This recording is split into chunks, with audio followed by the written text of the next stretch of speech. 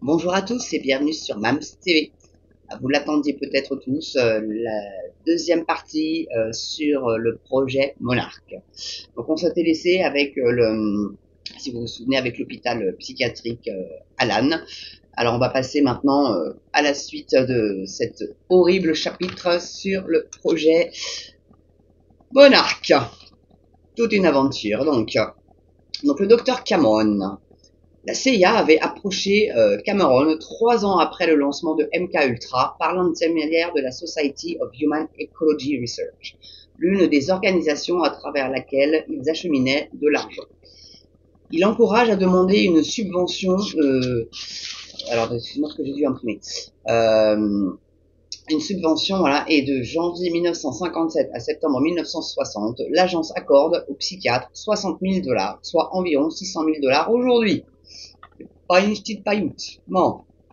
Donc Cameron était l'un des principaux partisans d'une nouvelle approche scientifique du cerveau, selon laquelle l'esprit était comme un ordinateur qui pouvait être reprogrammé en effaçant les souvenirs et en reconstituant complètement le psyché. Pour ce faire, les patients devaient être réduits à un état psychologique infantile dans lequel les médecins pouvaient profiter de la vulnérabilité cognitive de la personne. En partant de zéro, l'esprit pouvait être restructuré et des idées plantées dans la mémoire d'un individu sans que l'individu, évidemment, ne se rende compte de rien, puisque tout était effacé. Donc la méthode, comment procédait-il? Donc les patients qui venaient à l'institut pour des problèmes mineurs, tels que des troubles anxieux ou une dépression post-partum, étaient admis au dortoir, où ils étaient placés dans un coma chimique pendant des jours ou des mois. Ensuite, ils ont été déstructurés par une thérapie électroconvulsive d'une puissance et d'une fréquence plus élevées que jamais auparavant, pour les réduire à un état végétal à partir duquel ils retrouveraient un état d'esprit plus sain selon la théorie de Cameron. Il faut savoir quand même qu'il se faisait 30 à 40 fois la puissance en plus de ce qu'était la normale, quoi. Donc vous savez, quand vous avez des petits fourmillements dans les jambes ou dans les bras, ou dans les mains, bon bah dites-vous que vous multipliez ça par 30 ou 40. Un peu quand même. Ça devait faire un sacré choc. Donc là, il y a un témoignage. Donc mon père a reçu 54 traitements par électrochoc à haute tension, et suivi donc de 54 crises, perte de connaissance et contractions musculaires violentes, a déclaré Lana Sawchuk à BBC Real, dont le père était un homme de 27 ans, en bonne santé et athlétique, et qui est allé chez l'Institut Alan pour faire soigner son asthme. Bah dis donc. Donc après 27 jours d'électrochoc, il se disait découragé parce qu'il avait encore des liens avec son ancienne vie, car il ne cessait de demander à voir sa femme, raconte Julie Tani, dont le père a également été mis au programme. Ils ont décidé de lui donner plus de traitements par électrochoc et de l'endormir pendant encore 30 jours. Alors ainsi ou sans leur consentement, les patients ont été traités de force avec de fortes doses de médicaments psychotomimétiques, donc du LSD ou du PCP, entre autres. Dans le cadre de ce régime de reprogrammation que Cameron appelait la conduite psychique, les patients étaient obligés d'écouter des messages enregistrés cliniquement via des écouteurs ou des haut-parleurs, parfois installés à l'intérieur de l'oreiller du patient jusqu'à 20 heures par jour, comme s'ils étaient endormis ou éveillés. Certains étaient négatifs, comme ma mère me déteste, ou d'autres donnaient des consignes, tu dois mieux te comporter. Et les enregistrements montrent qu'ils les répétaient jusqu'à 1 demi-million de fois par séance, donc 500 000 fois par séance. Donc, absolument aberrant. Donc les études de Cameron impliquaient également une privation sensorielle extrême, suffisamment, selon le psychiatre Harvey Weinstein, pour provoquer une psychose chez n'importe qui. Mon père était dans une sorte de cellule avec les mains couvertes, donc il ne pouvait rien sentir. C'était dans le noir, donc il ne pouvait rien voir, et avec un bruit constant dont il ne pouvait rien entendre, essentiellement coupé de toute sensation normale. Weinstein a été maintenu dans cet état pendant 2 mois entiers. Vous imaginez comment on peut devenir dingue avec ça? Donc, Harvey avait 12 ans lorsque Lou est entré pour la première fois à l'Allan Memorial Institute. Il était encore adolescent quand, en 1961, la maison familiale dut être vendue pour payer les factures. Parce qu'en plus, ça devait coûter un bras, cette affaire. Donc, pendant cette période terrible, la famille a continué à croire que les conseils des médecins devaient être suivis. Donc, eux aussi, apparemment, ils ont suivi un petit lavage de cerveau. Mais ce garçon qui deviendra plus tard psychiatre a fini par perdre son père. Donc, témoignage sur son père, cet homme dynamique est sorti comme un légume. Il avait un syndrome cérébral organique sévère. Il était allongé sur le canapé, il ne pouvait pas se repérer, sa personnalité était totalement détruite et parfois il ne savait pas où il était. D'autres patients ont perdu des souvenirs et des détails sur leur famille immédiate et ont subi une amnésie permanente. Beaucoup sont rentrés chez eux dans un état infantile et ont eu besoin d'une formation pour retrouver leur continence et leurs aptitudes à la propreté. C'est joyeux, hein? Trompés par les intentions et les objectifs et les méthodes du traitement, ils en ont subi les conséquences pour le reste de leur vie. Donc le programme MK-Ultra a été interrompu en 1964, mais il ne s'est finalement arrêté qu'en 1973, lorsque certaines des preuves de ces activités ont été systématiquement effacées. Ah oui, forcément. Hein. Mais sous le tapis, on connaît nous ça. C'est encore le cas aujourd'hui. Tout a été découvert grâce à un journaliste du nom de John Marks, qui a écrit le premier livre en 1979 sur le programme intitulé « À la recherche du candidat de la Mandchourie, la CIA et le contrôle de l'esprit », explique l'historien Tom O'Neill. Donc Marks était un jeune journaliste lorsqu'il a forcé la CIA à remettre les preuves. Il a réussi, c'est un coup de maître, hein, parce que réussir à forcer la CIA à donner des documents, faut quand même y aller, hein.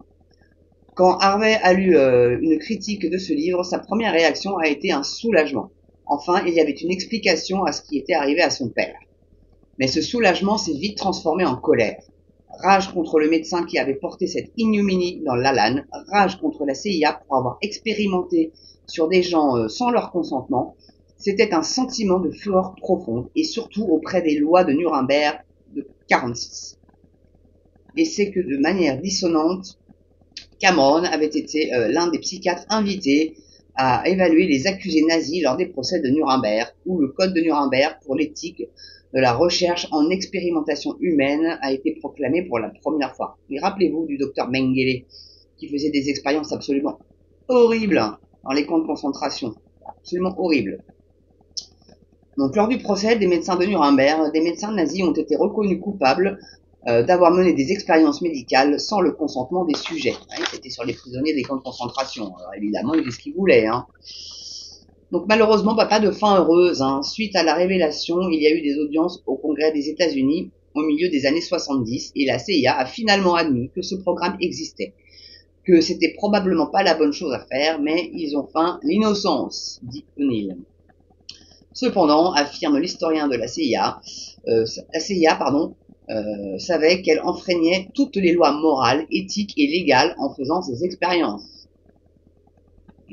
Et la CIA existe encore de nos jours. C'est assez affolant quand même. Mais avec les documents rendus publics, d'autres victimes des expériences ou des séquelles sur leurs proches, comme Harvey, ont pu reconstituer ce qui s'était passé. Alors, on m'a présenté le docteur Cameron et je ne me souvenais pas du tout de lui, a déclaré à la BBC Linda McDonald, hospitalisée à 26 ans, souffrant de dépression. On m'a diagnostiqué une schizophrénie, je l'ai découvert en lisant mon dossier 20 ans plus tard. Ils m'ont donné tous les traitements par électrochoc et les méga doses de drogue et de LSD et tout ça. Je n'ai aucun souvenir de tout ça, pas le temps passé à l'Allan ou quoi que ce soit dans ma vie. Avant ça, tout est parti. C'est fou. Certains survivants qui ont reçu une excuse officielle, certains survivants qui n'ont reçu aucune excuse officielle ni indemnisation ont déposé un recours collectif contre les institutions qu'ils croient responsables. Tout le monde était derrière. Ils savaient ce qu'il faisait, et il le faisait pour les raisons militaires et politiques, dénonce Sobchak. Je suis toujours sous traitement à cause de ce qui m'est arrivé quand j'avais 16 ans, explique Ponting. Je veux que tout le monde sache ce qui s'est passé dans cet horrible, horrible hôpital. Alors que les historiens et les survivants ont exposé ce que l'on sait et ce qui est arrivé au monde, beaucoup restent encore inconnus sur la portée de son impact plus large. Compte tenu de la nature hautement sensible de l'activité du programme, il est probable que cela restera le cas pour les années à venir.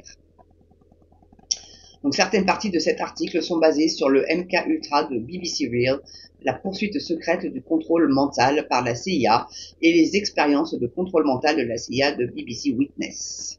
Voilà, fin de l'article. Donc très honnêtement, je ne dis pas que on est encore sous ce projet-là, mais en tout cas, ce qui fait penser qu'il n'a pas été totalement abandonné. Alors bien évidemment, pas avec les électrochocs et les drogues, etc. Quoique, il laisse des gens se droguer au crack, hein, les salles de foot. Si c'est pas pour soumettre les gens, je sais pas ce que c'est. En tout cas, c'est une ignominie de toute façon de ne pas soigner ces gens-là, même sans leur consentement. Ces gens sont malades, sont drogués, sont complètement soumis à cette horreur. Et le crack, c'est vraiment la drogue du zombie, moi j'aime à l'appeler, quand on voit en plus l'agressivité que ces gens-là pour avoir leur dose, c'est terrible. Donc je pense que on a encore cette espèce de chape de plomb de soumission avec l'infantilisation. Hein. Maintenant, ils sont même jusque pas dans nos chiottes, pas encore, mais ça va venir. Mais sous notre douche, du moins. Hein, rappelez-vous ce petit spot. Prenez des douches plus courtes. Faites comme ci, faites comme ça. Surveillez votre empreinte carbone. On s'immisce de plus en plus dans nos vies et ça devient très inquiétant. Et ça, je pense que aussi pour le vaccin. Hein. On a dit pensez à votre mamie. Si vous allez l'embrasser, vous allez la tuer. Culpabiliser les gens, c'est leur méthode. C'est une façon en fait de soumettre les gens à leur volonté en leur faisant peur. Et ça marche sur beaucoup de personnes, ça marche. Ça ne marche pas sur tout le monde, fort heureusement, mais ça marche. Donc il faut être très alerte là-dessus, ne surtout plus vous laisser manipuler comme ça. Arrêtez d'être des moutons. Pour ceux qui pensent encore que ce que fait Macron c'est bien, réfléchissez-y à deux fois quand même. Voilà. Bon. Bah écoutez, j'espère que vous avez aimé cette petite vidéo, que vous allez vous abonner, que vous allez mettre le pouce, la petite cloche pour être averti de la prochaine et de partager sur vos réseaux sociaux, ça fait toujours plaisir et comme j'aime à le dire, ça mange pas de pain, c'est gratos. Voilà, donc je vous souhaite une très belle journée ou une très belle soirée selon l'heure à laquelle vous regardez cette vidéo et moi je vous dis à très bientôt sur Mams TV. À ciao.